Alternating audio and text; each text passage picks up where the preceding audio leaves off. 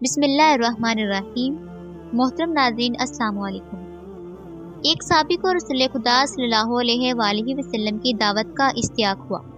اس نے اپنی بیوی سے کہا کہ میں رسول خدا صلی اللہ علیہ وآلہ وسلم کو اپنے گھر دعوت دینا چاہتا ہوں، یہ ہمارے لیے بڑی سعادت ہے۔ بیوی نے کہا ضرور دعوت دیں۔ صحابی نے چھری اٹھائی اور ایک بھیڑ ذبح کی۔ بیوی کھانا پکانے میں مشغول ہو گئی اور صحابی حضرت صلی اللہ علیہ وآلہ وسلم کو لینے کے لیے مسجد نبوی کی طرف چلے گئے۔ صحابی کے دو چھوٹے چھوٹے بیٹے تھے۔ ایک بیٹے نے باپ کو بھیڑ ذبح کرتے ہوئے دیکھا تھا۔ باپ کے جانے کے بعد اس نے اپنے چھوٹے بھائی سے کہا کاش تو ہوتا تو دیکھتا کہ ابو نے بھیڑ کیسے ذبح کی تھی۔ کیا میں تجھے بتاؤں؟ چھوٹے بھائی نے کہا ہاں ضرور دکھاؤ۔ بڑے بھائی نے چھری اٹھائی اور چھوٹے بھائی کی گردن پر چلا دی اور اس کی گردن کاٹ دی۔ جب بچے کی چیخیں ماں کے کانوں میں پڑی تو اس نے بیٹے کو ڈانٹ کر کہا تو نے کیا کر دیا؟ بڑا بیٹا ماں کی مار سے بچنے کے لیے چھت پر دوڑا اور چھت سے گر کر مر گیا۔ جب ماں نے دونوں بچوں کی لاشیں دیکھی تو منہ پیٹ کر رہ گئی، مگر اس نے اتنے بڑے صدمے کے باوجود حضرت صلی اللہ علیہ وآلہ وسلم کا کھانا پکانے میں کوئی کوتاہی نہ کی۔ اس نے بچوں کی لاشیں اٹھائیں، دوسرے کمرے میں انہیں رکھ کر ان پر کپڑا ڈال دیا۔ کچھ دیر بعد اس کا شوہر حبیب خدا صلی اللہ علیہ وآلہ وسلم کو اپنے ساتھ لے کر آیا۔ آپ ایک کمرے میں بیٹھے۔ بیوی نے اپنے شوہر کو بلا کر سارا ماجرا سنایا اور اس سے کہا کہ دل پر قابو رکھنا اور نبی اکرم صلی اللہ علیہ وآلہ وسلم کی دعوت میں کوئی خلل نہ واقع ہو۔ صحابی نے حضرت صلی اللہ علیہ وآلہ وسلم کی خدمت میں کھانا پیش کیا۔ ابھی آپ نے لقمہ توڑا تھا کہ جبرائیل علیہ السلام آپ پر نازل ہوئے اور کہا کہ آپ اپنے میزبان سے کہیں کہ میں اس وقت تک کھانا نہیں کھاؤں گا جب تک تیرے بیٹے یہاں آ کر نہ بیٹھیں گے۔ نبی اکرم صلی اللہ علیہ وآلہ وسلم نے میزبان سے فرمایا اپنے دونوں بیٹوں کو بھی یہاں بلاؤ۔ میزبان نے کہا یا رسول اللہ صلی اللہ علیہ وآلہ وسلم، دونوں بچے ہیں، وہ کھیلنے کودنے کے لیے باہر گئے ہوئے ہیں، وہ پتہ نہیں کب واپس آئیں گے، آپ بسم اللہ کریں اور کھانا کھائیں۔ نبی اکرم صلی اللہ علیہ وآلہ وسلم نے فرمایا یہ ناممکن ہے کیونکہ یہ اللہ کا حکم ہے۔ صحابی نے عرض کیا یا رسول اللہ صلی اللہ علیہ وآلہ وسلم، میرے بیٹے مر چکے ہیں۔ حضرت صلی اللہ علیہ وآلہ وسلم نے فرمایا ان کے جنازے یہاں لے آؤ۔ صحابی اٹھا اور دونوں بیٹوں کے جنازے لے آیا۔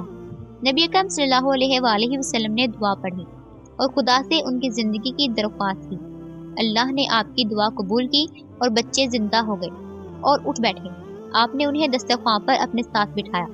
بچوں نے حضرت صلی اللہ علیہ وآلہ وسلم اور اپنے والد کے ساتھ مل کر کھانا کھایا۔ بعض علماء نے حضرت صلی اللہ علیہ وآلہ وسلم کے معجزات کی تعداد 4000 بیان کی ہے۔ ان میں سے کچھ معجزات غزوات کے وقت بھی ظہور بندی ہوئے۔ مثلا جنگ کے دوران اگر کسی مسلمان فوجی کا کوئی عضو کٹ جاتا تو وہ آپ صلی اللہ علیہ وآلہ وسلم کے پاس آتا۔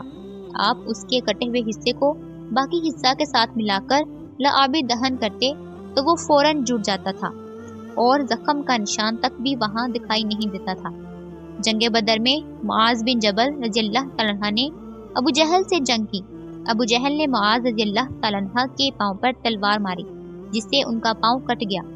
صحابہ کرام علیہ السلام انہیں میدان جنگ سے زخمی حالت میں اٹھا کر حضرت صلی اللہ علیہ وآلہ وسلم کے پاس لے آئے۔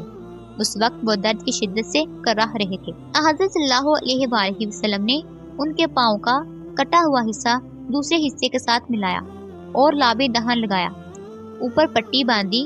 کچھ دیر بعد صحابہ نے ان کی پٹی کھولی تو ان کا پاؤں بالکل ٹھیک تھا اور اس زخم کا نشان تک دکھائی نہ دیتا تھا۔ جنگ خیبر کی قوموں کو فتح کرنا مسلمانوں کے لیے ایک چیلنج بن چکا تھا۔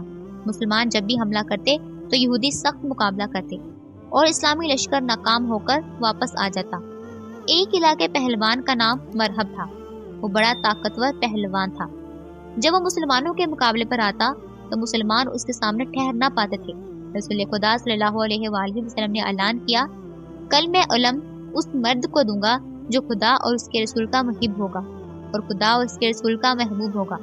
وہ جم کر حملہ کرنے والا ہوگا، بھاگنے والا نہ ہوگا۔ اللہ اس کے ہاتھوں پر اپنی مدد نازل کرے گا۔ صبح ہوئی تو آپ صلی اللہ علیہ وآلہ وسلم نے فرمایا علی کہاں ہے؟ صحابہ نے عرض کی ان کی آنکھوں میں درد ہے اور وہ آرام کر رہے ہیں۔ آپ نے فرمایا انہیں یہاں لاؤ۔ حضرت علی علیہ السلام کو حضرت صلی اللہ علیہ وآلہ وسلم کی خدمت میں لایا گیا۔ آپ نے اپنی انگلی سے تھوڑا سا لاب دہن ان کی آنکھوں پر لگایا تو وہ فوراً تندرست ہو گئے اور یہودیوں سے جنگ کے لیے اٹھ کھڑے ہوئے۔ امیر المومنین نے جنگ کا نقشہ ہی بدل دیا۔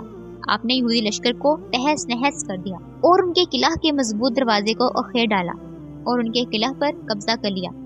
حضرت علی علیہ السلام کا اپنا بیان ہے کہ اس کے بعد پوری زندگی میری آنکھیں کبھی خراب نہیں ہوئی، اور آخر میں آپ صلی اللہ علیہ وآلہ وسلم کی تواضع کے چند واقعات بیان کرتے ہیں۔ ایک دفعہ کا واقعہ ہے کہ رسول اکرم صلی اللہ علیہ وآلہ وسلم اپنے چند اصحاب کے ساتھ سفر پر نکلے۔ راستے میں ایک جگہ انہوں نے پڑاؤ کیا۔ ان کے پاس کھانے کے لیے ایک بکری تھی۔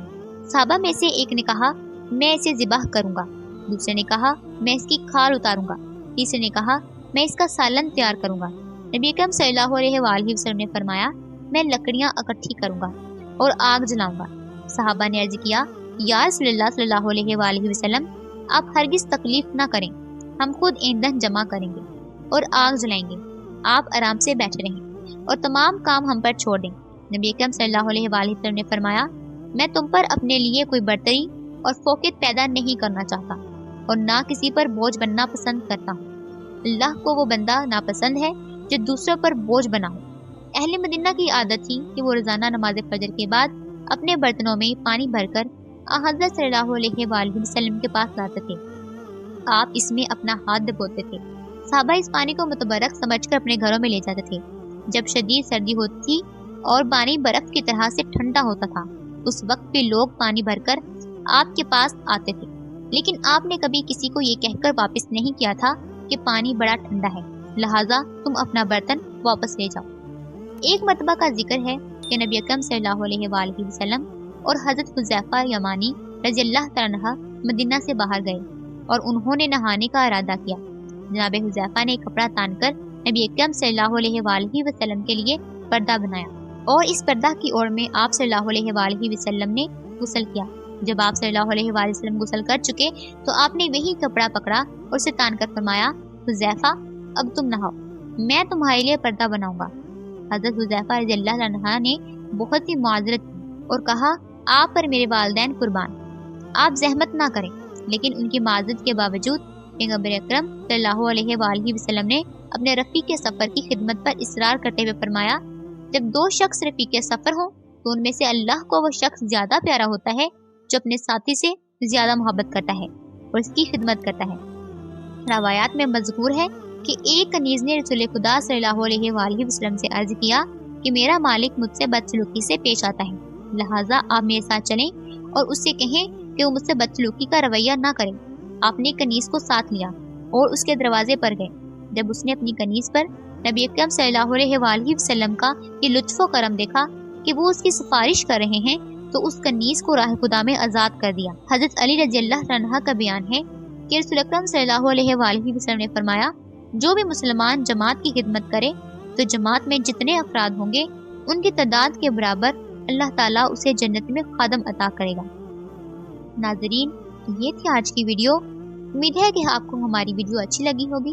اگر آپ کو ویڈیو اچھی لگی ہے تو ویڈیو کو لائک کریں اور زیادہ سے زیادہ شیئر کریں، اور مزید اس طرح کی اسلامی ویڈیوز اور معلومات کے لیے ہمارے چینل کو سبسکرائب کریں۔ ملتے ہیں ایک نئی ویڈیو کے ساتھ، اجازت دیجیے، اللہ حافظ۔